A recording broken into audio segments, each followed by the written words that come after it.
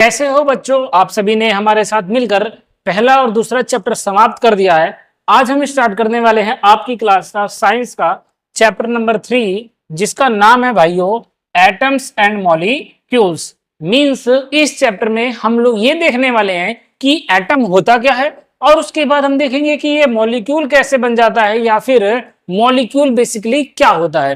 तो चैप्टर का ओवरव्यू सिर्फ यही है कि हमें बस इन दोनों के बारे में जानना है कि ये दोनों होते क्या है। ठीक है, ये वाला जो टॉपिक है हमारा ये केमिस्ट्री में आता है, इसीलिए हम क्या करते हैं आगे बढ़ते हैं। सबसे पहले इंट्रोडक्शन की बात करते हैं, और जो हमारा इंट्रोडक्शन है वो कुछ इस प्रकार है, देखिए।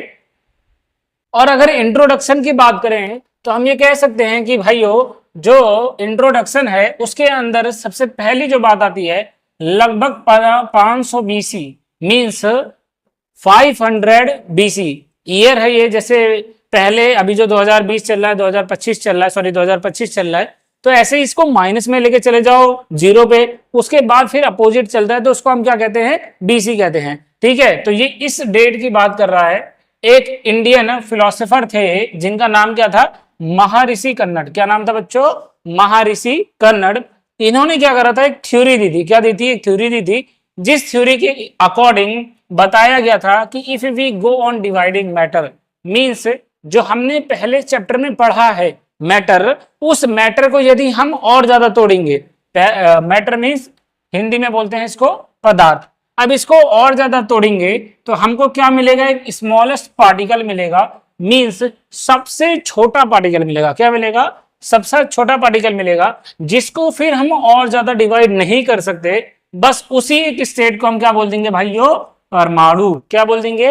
परमाणु। ये सब हमारे इंडियन है तो इसलिए हिंदी में बोला गया है परमाणु।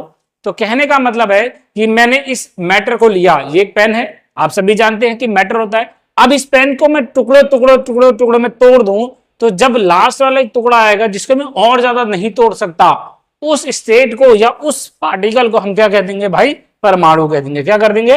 परमाणु कह देंगे। उसके बाद एक और साइंटिस्ट आए जिनका नाम था एंटोनी लेविसराय बोलते हैं इनको, जो कि ये बोल सकते हैं कि केमिकली इन्होंने फाइंड किया दो नियम। क्या फाइंड करे?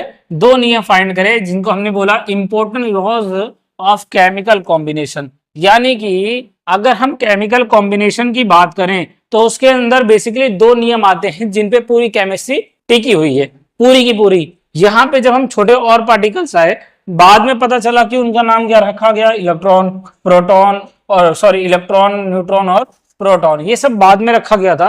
तो ये थी थोड़ी सी इंट्रोडक्शन कि कैसे परमाणु पता चला गया, कैसे पदार्थ हुआ और कैसे दोनों के दोनों नियम आए।